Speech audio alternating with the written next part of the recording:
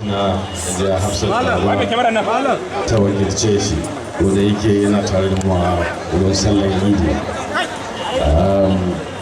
Girma shugaban ƙaramin hukuma na Zaria, mai girma shugaban hukumar ruwa na ruwasa Allah Mubarak Shehula da sauran manyan baki maza da mata, assalamu alaikum. Jama'a mu na ƙasar Zazzau da sauran al'ummar na jihar Kaduna da Najeriya baki daya, muna muku barka da sallah. Allah ya sa mu ga lamarin barada. Amin.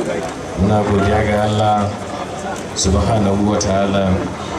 Tsira da amincin Allah su tabbata da shugabanmu annabi Muhammadu sallallahu alaihi wasallam. Allah ya gara mu annabi wasila. Amin. Muna yi wa jama'ar ƙasar Zazzau barka da sallah. Muna ansa. Allah ya ba su daman kammala aikin hajji. Muna da fatan Allah ya karbi ibadan mu baki daya. Kuma muna kira ga al'ummarmu da ci gaba da juriya irin al'amura da suke faruwa musamman a harkar tsaro.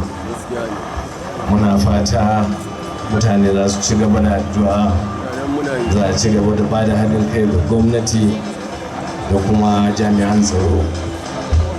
Muna fatan Allah zai mana ladafi ya ɗauke mana wannan lalurori da muke ciki. Kuma muna sake kira ga jama'a na jihar Kaduna da lardin Zazzau musamman da miƙe tsaye da sabunta rajista na zabe, domin an yi rajistar an samu wannan katin zabe, voters register din nan shine garanti da ake da shi mutum zai zabi wanda yake so in zabe ya kawo kai na shekara 2023 Allah ya kai. Muna fata Allah ya mana zaɓin mafi alheri, duk abin da zai zama alheri gare mu da jama'anmu da rayuwarmu da bayanmu Allah shi tabbatar da shi. Kuma muna kira ga 'yan siyasa da sauran jama'a a yi haƙuri da juna, a girmama juna, a girmama ra'ayin juna. Kar mu bari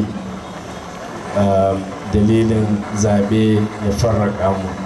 Muna da kire uwa da uba daya, saboda haka duk wanda Allah ya bashi sai a bi shi kuma a girmama shi, domin kasan mu abin da muke bukata yanzu shugabanci na gari da kuma musamman maganar tsaro wanda yake sai an samu rayuwa mai inganci ne maza a iya yin zaben. Muna fata mutane za su yi la'akari da wannan, kada mutane su bar 'ya'yayensu su shiga harka na shaye-shaye da banga. Kuma abin takaici wanda ke muke so mu kira ga jama'a mu shine batun maganar shaye-shaye da kwayoyi. An yi ittifaki yanzu kusan jihar Kaduna tana kan gaba a cikin wannan mummunan ta'annati da ake yi da yara ƙanana suke na shaye-shaye har da matan aure. To muna fata mutane za su yi la'akari da wannan kuma a yi hattara don kada a gurbata iyalinmu baki daya.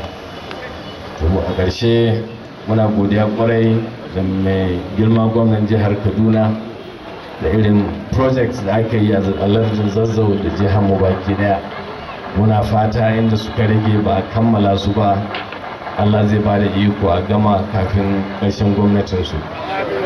Kuma muna sake godiya da gwamnati saboda irin kula da al'amura da take yi na masarautunmu. Muna fatan Allah ya ba su dama da za su ci gaba da yin wayan ayyuka na alheri. Ƙarshe muna fatan Allah ya ba mu lafiya, Allah ya ba mu gamawa lafiya, Allah ya sami kyakkyawan gaishe. Assalamu alaikum.